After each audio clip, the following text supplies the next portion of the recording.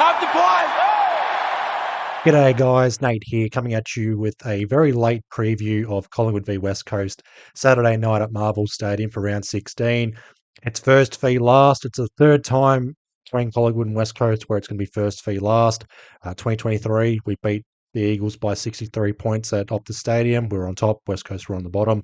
2005, Collingwood 8 or 16th at the time when it was a 16-team competition. Collingwood surprisingly beat the West Coast Eagles in 2005. That's the last time a team on the very bottom of the AFL ladder has been a team on top of the AFL ladder. So West Coast have a lot to overcome in this game over Collingwood. And also, a couple of things as well. I found it very difficult in regards to just scripting and trying to preview this game. I've also had a busy week as well, so I am recording this Friday during my lunch break. This will be uploaded Friday night, hopefully, that is. So basically, you got 24 hours of watching this preview video of Collingwood v West Coast. Apologies for the delays and whatnot. Very inconsistent in my uploads at this current time. I'm going to likely do a video either Sunday night or Monday morning previewing the month of July just to cover my ass in regards to previews. I can't guarantee if I'm going to do a preview video for every single game going forward, but at least I can cover the month ahead. I know it's day by day, week by week, 1 week at a time, and each game's different. Who knows where teams are going to be in forms and whatnot, and injuries and everything like that. All the stars align and the astrological signs and blah, blah, blah, blah, blah. But uh, it's a very late preview of Collingwood v West Coast. And again, it feels like a dead rubber because ladder positions won't change. West Coast 8 points clear on the bottom of the AFL ladder. We're 6 points clear on top of the AFL ladder. Very good chance to go 10 points clear. For the third time in AFL history, Collingwood will be at least 10 points clear on top of the AFL ladder. It's not a guarantee. Yes, there's Marvel Stadium in round 4, 2022, where West Coast upset us by 13 points. There's Richmond beating Carlton at the start of the year. There's also Collingwood v North Melbourne last year, where I probably gave it a 150 shot of North Melbourne beating Collingwood. This game here, though, feels like 1 in 100 chance for West Coast to beat Collingwood. They are capable of winning this game, but all the stars would have to align. A lot of career best games. Collingwood having a mountain of injuries. So this preview video is going to be a little bit different. It's not so much talking about the game, but just more about what I want to see from Collingwood in this game over West Coast. It feels like a fine-tuned game for us as we prepare for the month of July. Peak winter, as someone like Kane Corns would say. Also just people not really having us on top of the AFL ladder in regards to power rankings or being fully convinced by Collingwood. Even if we win this game by 100 plus points, I don't think people will be convinced. I mean, it's going to be a slaughter if that's the case. Likely going to be the case, but I also don't want this to be a dogfight or a slugfest. Either way, I don't want 16 other opposition sides or the fans just laughing at us if we struggle to beat West Coast at Marvel Stadium. I know it's not our home ground.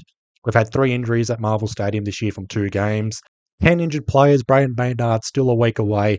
The news this week, though, was Billy Frampton out for 4 to 5 weeks with a moderate calf strain. So our key defending stocks are going to be a little bit depleted. Ash Johnson will likely return either next week or the week after.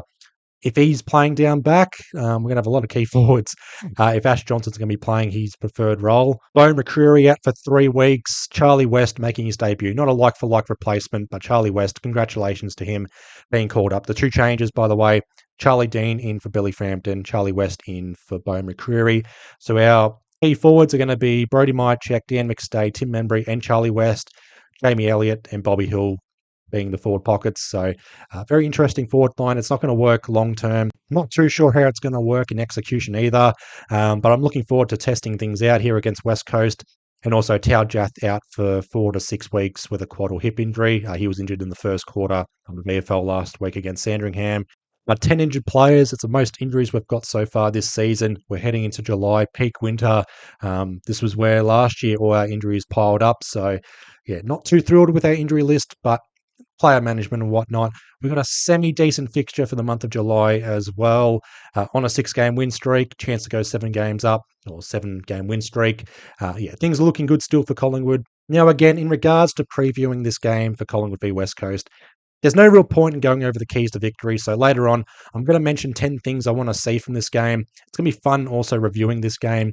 And if all those 10 things are ticked off, I don't think I'm being too harsh on what I am expecting for this game for West Coast, but I'll bring that up a little bit later. Still some recent history to go over. West Coast do lead the overall head-to-head 31 wins, 29 losses, and a draw. That was the 1990 qualifying final. Last time we played, we beat West Coast by 66 points. That was at Marvel Stadium. 6-4 head-to-head at Marvel Stadium. Again, West Coast to have that upset win over us in 2022. Not much else to really go over in regards to the team head-to-head and whatnot. No keys to victory, but Nick Dacos, the player to watch. 3 games against West Coast, 3 times over 30 disposals. 8 Brownlow votes as well. Averages nearly 35 disposals a game. They don't usually use a hard tagger. They're going to likely have to use a hard tag in this game over Nick Dacos. It might be a team effort, or they might just have someone like Harley Reid or Elijah Hewitt just lines up on Nick Dacos, and for McQualter to just say to him, look, learn from Nick Dacos. See how you perform against him. Just so long as you're accountable against him, it's going to be a tough battle. But for West Coast, and I'm actually encouraging a tag on Nick Dacos here. This is the sort of it's not a danger game, but these are the sort of games where you want to get through this unscathed, put the feet up and relax, win comfortably, but also importantly to not have any injuries or any sort of suspensions or anything like that. I remember in 2023 when Goey knocked out Elijah Hewitt out for 3 games there. I don't want to see something like that. No sling tackles or anything dangerous like that. Just a straightforward win. It's Brody Myercheck's 150th game as well. 41% off general admission tickets as well, which I've cashed in on. So 3 tickets for under $50.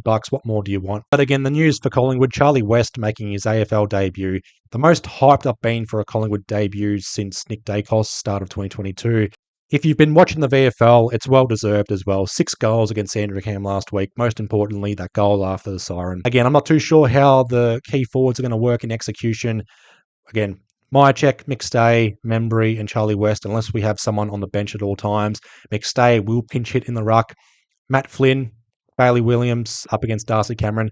It could work. Bailey Williams is an underrated player, but Darcy Cameron will likely fill the hole down back. We will be exploited down back with Darcy Moore and Charlie Dean, so the height will be a little bit of a concern, but Jack Williams and Jobe Shanahan making his debut for the West Coast, so congratulations to him. It's going to be the most depleted forward line West Coast have in terms of their height or the key forwards. No Oscar Allen, no Jake Waterman, still no Matt Owies as well. He's a bit of an annoying prick when he plays Collingwood. They've still got someone like a Liam Ryan who typically plays well against Collingwood. They're going to need someone like Tim Kelly to have motivation and have a bit of fight, 30-plus disposals. I am looking forward to seeing Tom McCarthy play his second game as well. He had 30-plus disposals in his debut game last week against Carlton. He was very good with his ball use as well, something they really need, West Coast. All I want is a straightforward win, and this is a good segue into the 10 things I want to see from this game, particularly for Collingwood. First and foremost, or I'm going to lump these two together, win the clearances and win the contested possessions. We've been down on these 2 stats for the last 6 wins, so a chance against a bottom side like West Coast. If we lose the clearances and contested possessions, this could be a concern for us going forward, particularly against a team like Carlton. I know Carlton have just lost by 50 points to Port Adelaide, but they're very good for clearances and contested possessions. At some point for Carlton, they're going to win games off clearances and contested possessions. So let's win this against West Coast. Let's build on this. And also continue our improvement on shot accuracy. We're up to 9th or 10th. We're still below 50%. A chance to hopefully go above 50% for our accuracy, shot accuracy, not set shots, just overall shot accuracy. I also want to see at least 11 individual goal scorers. I looked at our goal scorers last week. There was 11 against St Kilda, so at least 11 here, so half a team scores a goal. And for someone to kick at least 5 goals or a bag, whether it's Jamie Elliott again, Brody Myercheck in game 150, or Charlie West on his debut, or even Will Hoskin-Elliott, which I will touch on a little bit later, or Bobby Hill to kick 5+ goals in a game. Now, I will make an exemption exemption, whatever, between points 4 and 5, if someone kicks 10 goals. So yeah, if someone kicks 10 goals, point 4 and 5 will be excluded. Just for West Coast and point 6, let's keep West Coast to 20% or less in regards to goal efficiency. So what that means is they average 47.5 inside 50s a game. I'll round this up to 50 just to provide better maths for this. If they have 50 inside 50s for this game, let's keep them to 10 goals or less, so 1 in 5 in terms of goal efficiency, 20% or less. Our goal efficiency is about 27-28%, so if we have 50 inside 50s, that's about 14 goals. It's a 4-goal difference. It doesn't sound a lot, but yeah, for West Coast, and again, they're the worst attacking side in the competition, they're the worst defensive side as well. If we can keep them to 60 points or less, it's not so much against West Coast, it's more so Adelaide are now the second best defensive side in the competition. They're not far away from eclipsing us as the best defensive side in the competition in terms of points against on average. They're playing Richmond Sunday, wet weather footy likely at the MCG, so a chance to keep Richmond to a low score. I want to keep West Coast to a low score here and just improve on our defensive efforts overall. And I also want to see a solid contribution from just one of the following: Bobby Hill, Dan Houston, Lockie Sullivan, or Hoskin Elliott. Now, I know with Sullivan and Hoskin Elliott, they'll likely be the sub for this one, unless it's Ed Allen or Lipinski, whoever's named on the bench. But for Bobby Hill, I know it's going to be tough. 4 key forwards, he may not have a chance to be involved in the game, but every time it's on the ground, I need to see improvement for his forward 50 pressure. Pretty much play the Lockie Schultz, McCreary, DeGoey, Will Hayes role. Just provide that forward 50 pressure. Otherwise, we could be in trouble. The Eagles could kill us on the halfback flank. They got Ryan Marich. Tom McCarthy's a good ball user. Brady Hoff's moved more into the middle, but if he plays off halfback, he might be able to contribute. Liam Baker, Jack Graham, you name it. Not too bad, West Coast, across halfback. So that could be an area where they could get into the game. Dan Houston, compared to his direct opponent, not his direct opponent, but like Nazaya Wanganeen-Malira, who had a very good game. Dan Houston only had 9 disposals last week.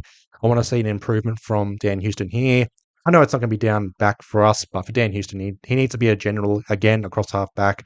Josh Dacos is playing that role very well, but for Dan Houston, he needs to own that position again, particularly as we approach the month of July and August. I mean, we didn't lose a quarter last week against St Kilda, but I want to see us win every single quarter and comfortably as well. And lastly, and this is generous, at least a 40-point win, so long as we keep our percentage. Ideally, 100 plus points. Our biggest win at Marvel Stadium is 87 points in 2011 over North Melbourne. If we can eclipse that, great. 100 points, great. Best percentage in the competition by the end of round 16, even better. 10 points clear, perfect. Just rounding out this video with the VFL and VFLW mentions. VFLW, 11:35 a.m. It's Collingwood taking on Box Hill in Box Hill. I won't be going to that game. I will stream the Collingwood v Southport game. That's up at Southport in Queensland. The Pies VFLW, they're aiming for 6 wins in a row and also trying to cement themselves for finals. They're inside the top 6 by 6 points, so percentage is not going to be much of a factor. But if they can beat Box Hill here, they've got every chance to push for top 4, top 3, top 2 perhaps as well. They're a game off top spot, but the percentage is a bit of a killer there. But Collingwood win this game. They've got an easy 3 weeks after that, so a chance for them to really cement themselves and make a case for even a premiership in the VFLW for the first time since 2019. And with the VFL, Collingwood's going up to Southport. It's going to be a very tough contest. Southport are in second spot. The Box Hill women's side are also in second spot. So 1 win in the VFL would be great. So 2 out of 3 wouldn't be too bad here. But Collingwood's VFL side, they're taking on second place Southport, who are just coming off a loss to Sydney. 5 changes in the VFL. Charlie West, Charlie Dean called up to the senior side. Will Parker and Oleg Markov will be the carryover emergencies. And Tao Jath out injured. Will Hayes comes in. He will not be the carryover emergency here. 10 AFL listed players for Southport.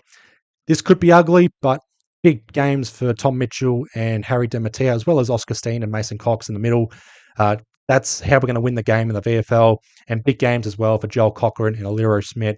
They're the last of our key defenders on our AFL list. So any other injuries for our key defenders, we could be in a bit of strife, but big games for the VFL and also for our AFL side.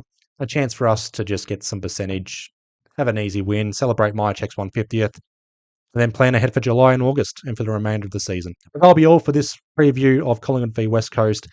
Again, not a lot to really expect from this, but hopefully not a dogfight or a slogfest. I'll leave you all to it. Be well, stay safe, Magpies out.